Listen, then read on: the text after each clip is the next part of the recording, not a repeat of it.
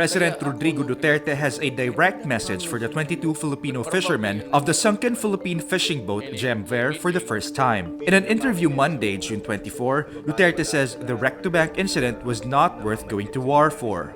Well, I'm sorry, but that's how it is. It is a maritime incident. Little in the sense that there was no confrontation, there was no bloody violence. Duterte's statement is consistent with his narrative that the Philippines' only options to assert its rights in the West Philippine Sea is either through friendly ties or war.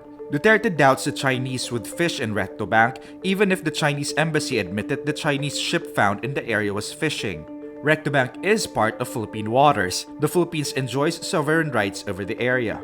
Duterte has yet to meet the 22 fishermen and the owner of the fishing boat GemVer.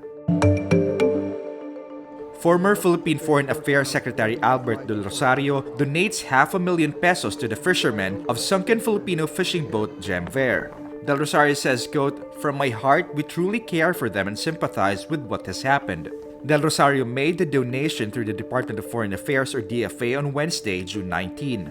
Foreign Secretary Teddy Boy Locsin says Monday, June 24, he returned the 500,000 peso donation to Del Rosario as the DFA cannot dispense donations. He tweets, quote, "I have to return the 500,000 peso check donation or I shall be compelled to turn it over to Treasury. DFA cannot dispense donations. I certainly won't turn it over to another department. That's malversation. So with florid expressions of gratitude, I had it returned to Del Rosario." Del Rosario was the wealthiest member of the cabinet of former President Noynoy Aquino. Del Rosario earlier slammed the proposed joint Philippines-China investigation into the wreck-to-bank incident, saying, quote, "The plan for a joint probe by the Philippines and China is the worst news yet." Hours after issuing the statement, Del Rosario, who was traveling for a business meeting, was barred from entering Hong Kong. Peter Jomel Advincula, the man known as whistleblower Bikoy, is no longer under the protective custody of the Philippine National Police or PNP as of Tuesday, June 25.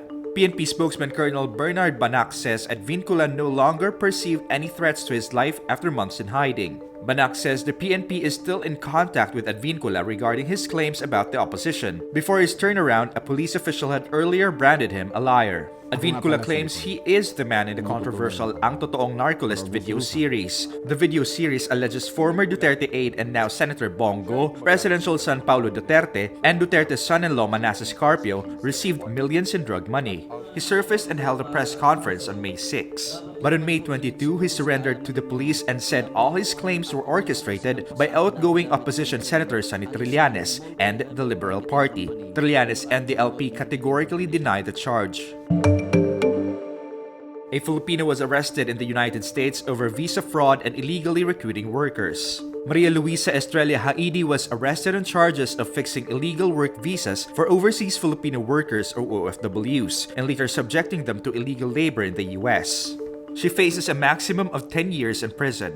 Her brother Ramon Singson Estrella was charged with the same offenses but remains at large. The Filipinos they illegally recruited ended up working as drivers, helpers, farmhands, and assistants in their house and property in New York. United Nations High Commissioner for Human Rights Michelle Bachelet expresses concern over the extraordinarily high number of deaths in the Philippines in the context of President Rodrigo Duterte's continuing anti-illegal drugs campaign.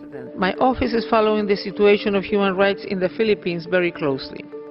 Even the officially confirmed numbers of 5,425 deaths would be a matter of most serious concern for any country. The 5,425 deaths cited in the rights chief's statement is a statistic from the government. It only covers suspected drug personalities killed during police operations. Human rights groups peg the total death toll to more than 20,000 to include those killed vigilante style. In the 41st session of the Council, Bachelet also says she supports the calls of UN Special Rapporteur for the UN Human Rights Council to conduct an independent investigation into the killings. There should also be comprehensive and transparent information from the authorities on the circumstances around the death and investigation related to allegations of violations. Duterte's war on drugs has been denounced by local and international organizations for its wanton disregard for human lives.